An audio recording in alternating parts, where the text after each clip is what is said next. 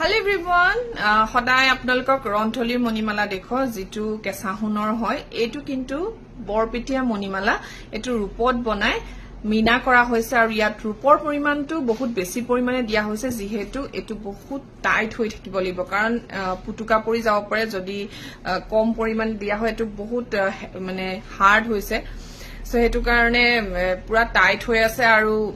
যেহেতু কম পৰিমাণে দিলে আপোনালোকেও জানে যে পুতুকা পৰি যায় ভিতৰত কোনো ধৰণৰ লা দিয়া হোৱা নাই সো সেই কাৰণে এই সেটটোৰ প্ৰাইস হৈছে 2300 টকা আৰু যদি কোনবাই লব বিচাৰে স্ক্ৰিনত থকা নম্বৰত যোগাযোগ কৰিব আৰু ইয়াৰ চিলনিটো দেখিছেনে আপোনালোকে গ্লাস বিটছত দিয়া হৈছে ইয়াত দুডাল গ্লাস বিটছ আছে সো এনেকেও পিন্ধিব পাৰে আপোনালোকে আৰু যদি আপোনালোকে বুলে ঘিচিমনিত লয় তেতিয়া ঘিচিমনিটো সিলাই থোৱা আছে এনেকে ঘিচিমনিটো আছে আৰু গ্লাস বিটছটো সিলাই থোৱা আছে বিৰাট ধুনিয়া হয় সেটটো যদি কোনোবাই ভাল দেখিছে লব বিচাৰে তেতিয়া হলে যোগাযোগ কৰিব